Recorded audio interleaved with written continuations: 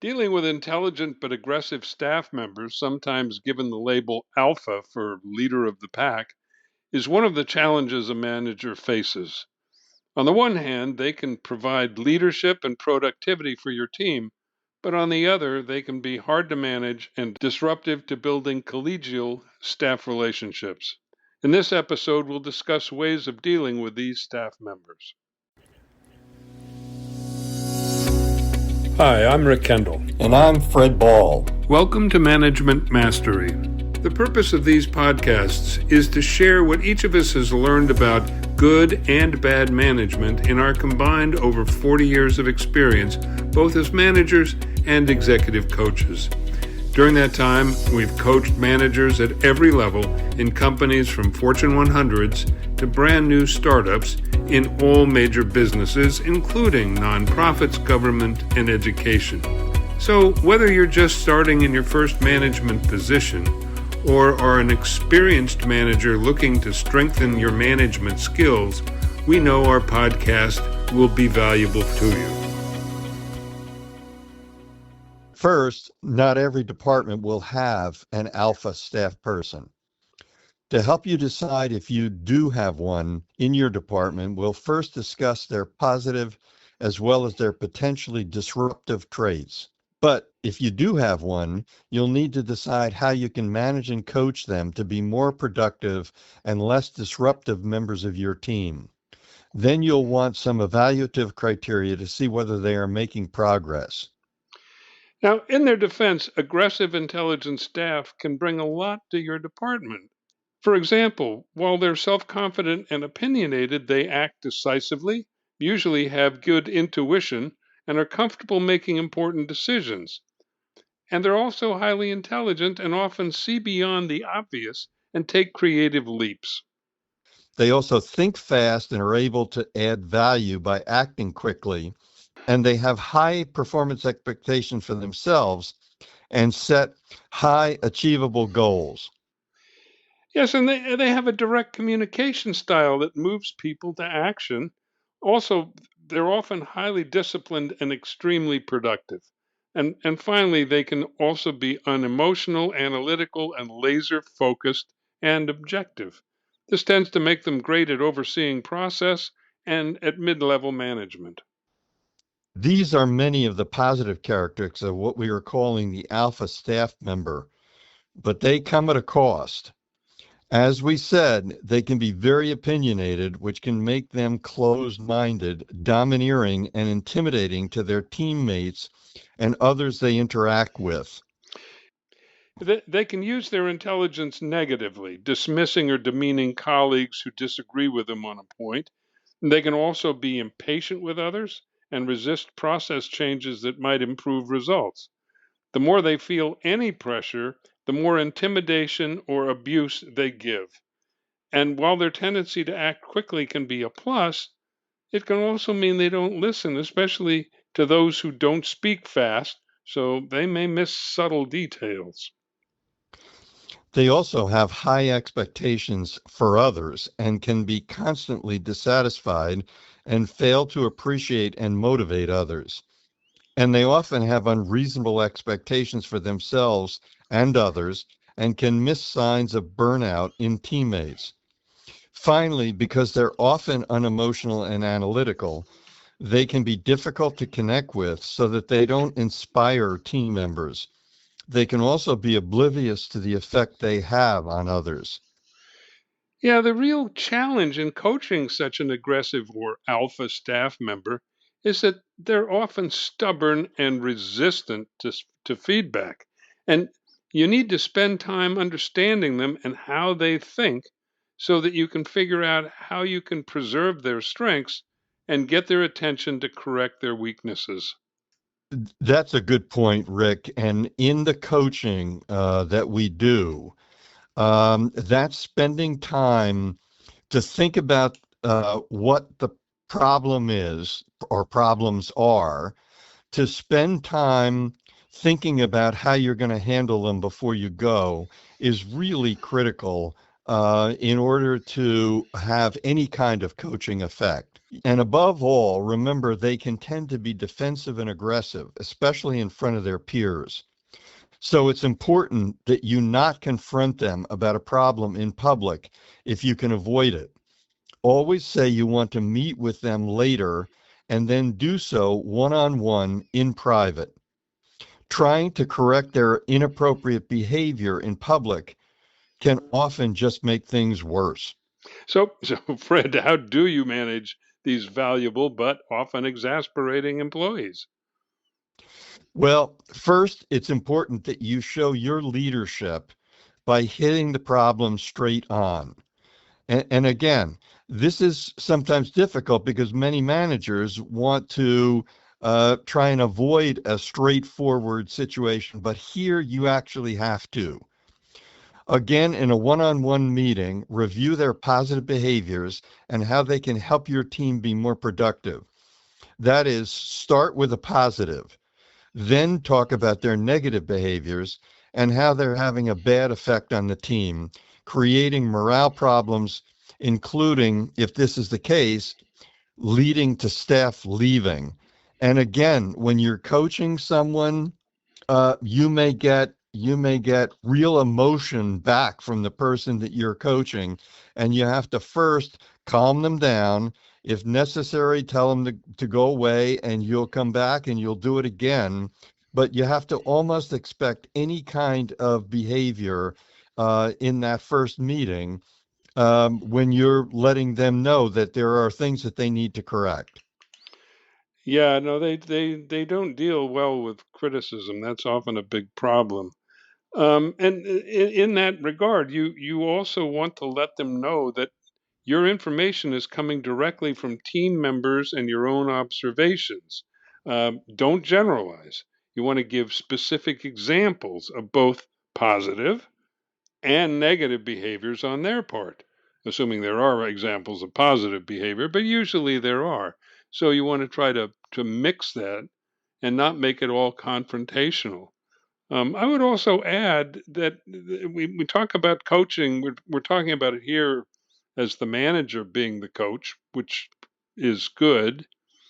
But the manager may need it to bring in an outside person because sometimes the personalities are such that the manager really can't communicate to this staff person. I know in my own experience, I had a direct report who felt that they could do a better job as manager than I could, and because of that interpersonal tension, I was very ineffective in dealing with problems with that person. And it was only when someone else got involved and this person finally moved to another department in the company that the situation resolved itself, because it was a interpersonal thing as well as a personality thing with that individual. So as to your own behavior as the manager, you can't come across as passive. You have to let them know the negative behaviors are unacceptable and have to change, and that you'll be coaching them on how to improve their behavior and that you will be insisting on improvement. At the same time, you need to understand that alphas are unlikely to change unless they genuinely believe they need to. You must get a full commitment to the coaching process and the tools you provide. And once again, this is not necessarily sit down at one meeting and all of a sudden, they're on board. It may take a couple of meetings. It may take even a little bit more than that to get them on board. Yeah, and as we said earlier, this has to be done one on one in private, away from the other staff, or else they can become very defensive and resist changing. Next, give them a complete assessment of their positive and negative behaviors in a clear, understandable manner. Again, um, people will react better to you being straightforward and honest with them. You want to provide all of the information and examples you have, such as performance review and any feedback from staff, in a compelling and factual manner. For example, show them any written complaints you may have received, without names, of course. And for each example, give very specific feedback regarding situations they were involved in, and discuss why their approach didn't work, and encourage them to tell you how they could have handled the situation differently. That's critical with someone who needs coaching. It's got to be very specific. You got to tell them exactly what happened, and then you need to discuss how they could have handled the situation differently. Right. And also discuss ways they could decide if an upcoming issue might be difficult and how they could handle that. So if you can anticipate a problematic situation based on what they've done in the past, and you can say, now you're going to have this meeting. How would you handle it? And then talk about how to avoid some of their problem behaviors. Yes, and you can help them to become more aware of their own motivations and how those might impact their behavior. You want to also help them become more comfortable with public criticism, as that can be crucial for their growth. And finally, engage their curiosity and their competitive instincts. Point out signs of defensiveness when they're challenged, but believe they're correct. Keep in mind, this is not a problem that is going to be corrected in one meeting. You're going to have to work with the person to help them grow and develop. In this process, you want to try to guide them on how to deliver feedback to others that is useful, rather than solely critical or potentially damaging. Have them practice and discuss the results. And then you want to have discussions with them about what they've done and how they could do it differently.